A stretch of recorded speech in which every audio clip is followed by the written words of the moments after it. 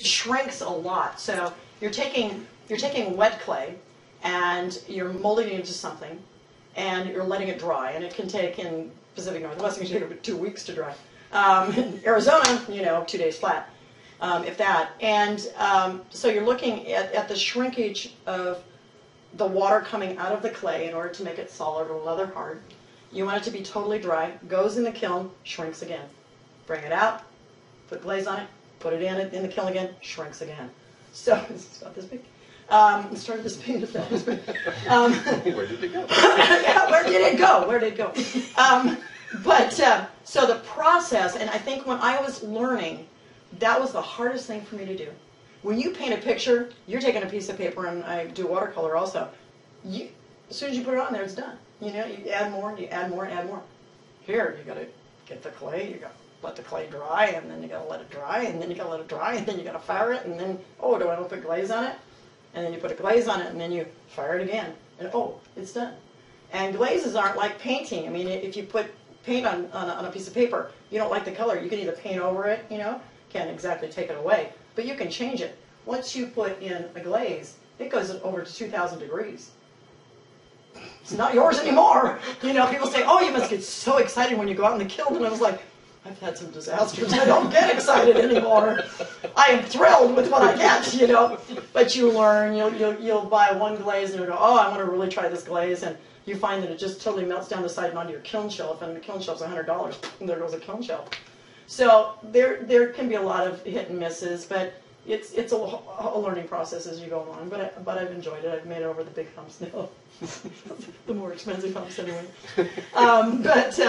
It's again, it just comes down to the fact that I am the happiest when that's what I am doing. So I have a lot of people who come to me and say, I've always wanted to do this. I've always wanted to do this. But it looks easy, but it's not as easy as it looks. So it's a practice thing, like anything I think in life is that you have to constantly practice doing something and getting better at it. And I certainly have gotten better, and I keep one of my first pieces around just to show my students, this is what I threw. It's, it's 2 inches thick. It needs to be very thin, but it was really thick. But it's very okay. And if it takes you 2 years to go and get, to where you want to be, great. It doesn't matter if it takes you, 2 months, that's good too. I love that openness and that constant part of it. And that's what I'm really trying to be, I would say, is really being me, is really being creative all the time.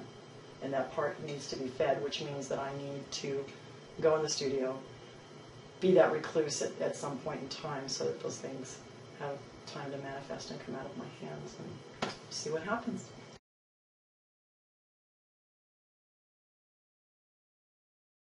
So the first question is, why is it called throwing? It's called throwing, because I don't know why. No, it's called throwing because when you place the ball, I place the ball in here, especially when I'm teaching, because it has to be, you try and get it as much in the center as possible. But basically throwing is going like that. That's throwing. So this is a kick wheel, and so it has a motor attached to it so I can get the speed up, because that's what you want to do in the beginning is get the speed up.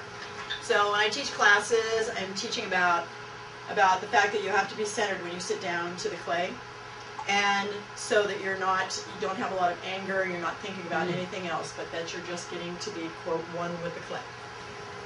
So the first thing I want to do is I want to take it down and adhere it to the bat. So that's one kind of move that I do. So there's this move.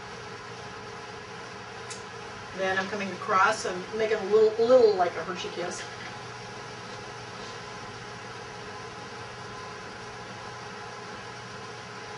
And the question is, how do you know when your piece of clay is centered on the bat? And it's when you no longer feel any resistance. So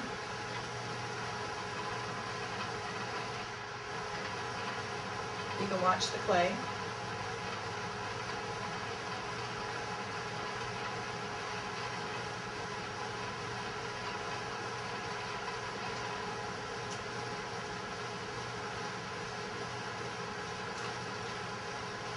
We're just going to open it up and go for it.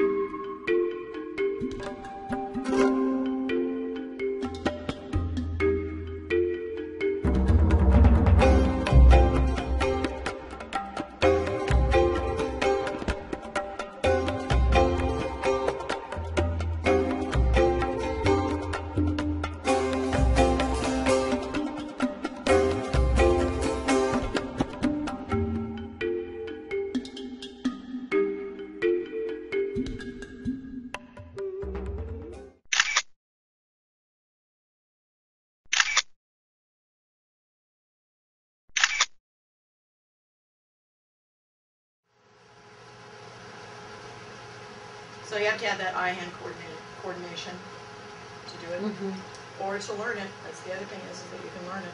What's the age you're saying needs to be? So basically, you know, I have to actually get a child and measure them as what would fit in here. But you've got to have the eye-hand coordination. So basically, starting at about 8, someone who's interested in art. So that's the age level that I usually start as, about 8 years of age. And this one is, you just turn the machine on and it goes. This one you can drag, you can slow it. You can just go just very slow if you want. But in the beginning you go fast. In the beginning of any piece, you mean you go fast? Well, what you're doing is you're taking a piece of clay and you're taking a glob of clay, so it's solid. So right now it's in the solid form.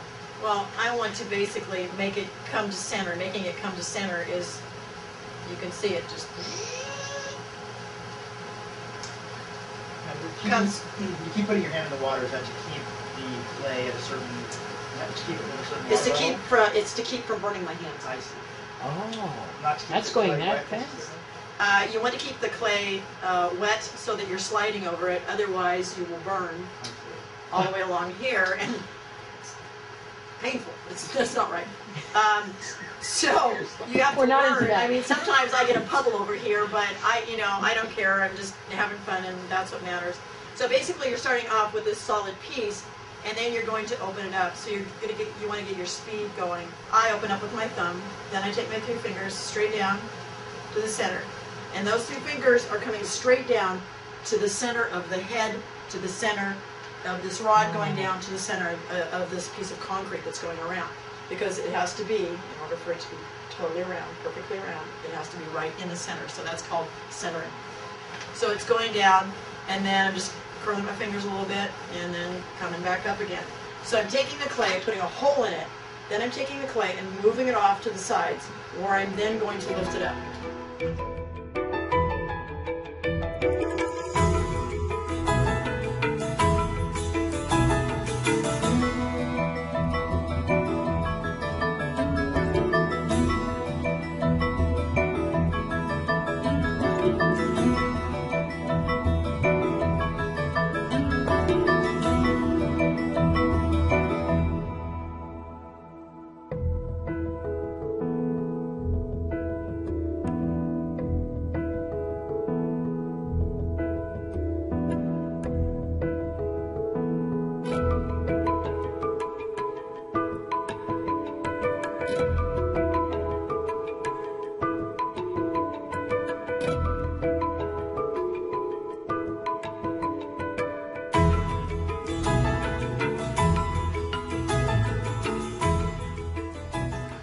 I love having other students in because there's a really good energy that happens, that we're artists and we're working.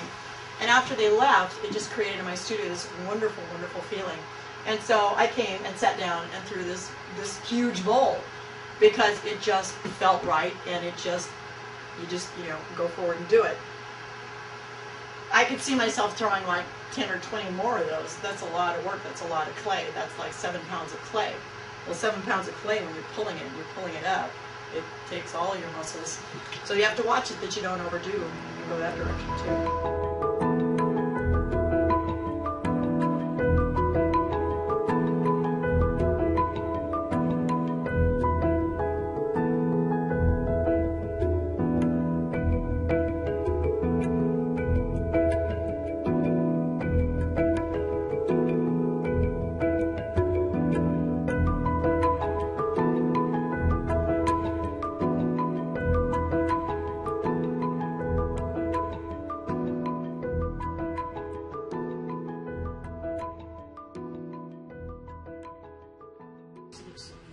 Let's look. Oh, God. Wet base. It's already got wandering.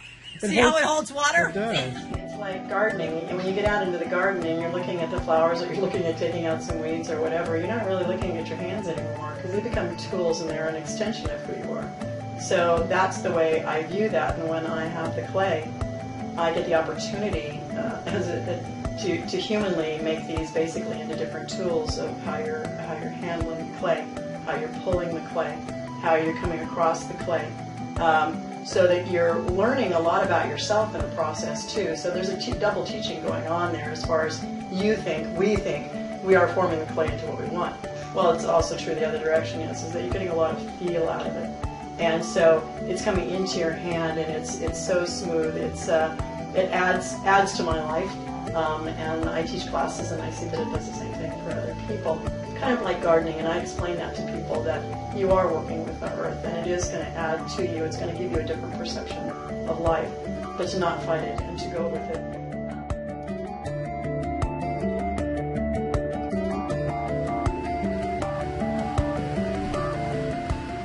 This is fun. This is so much fun.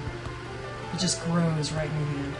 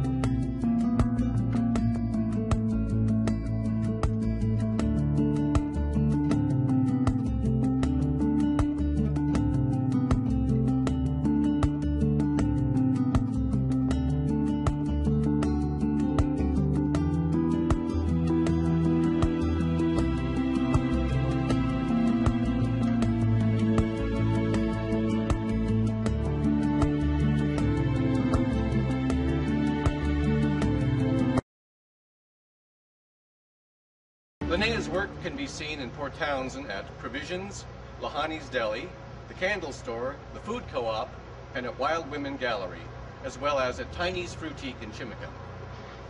On our next edition, we'll be talking with Benita Flag, once known by many Port Townsend residents as the Dog Catcher Lady, now the owner of Benita's Four-Legged Friends, a very special store that boasts the largest selection of people-grade pet food in Jefferson County. Until then, I'm your host, Chris Hawley, and I'll see you out and about. I believe that everyone should follow their heart, and sometimes it's the hardest thing to do, but that's what's important when all is said and done, and you look at your life as what you're doing.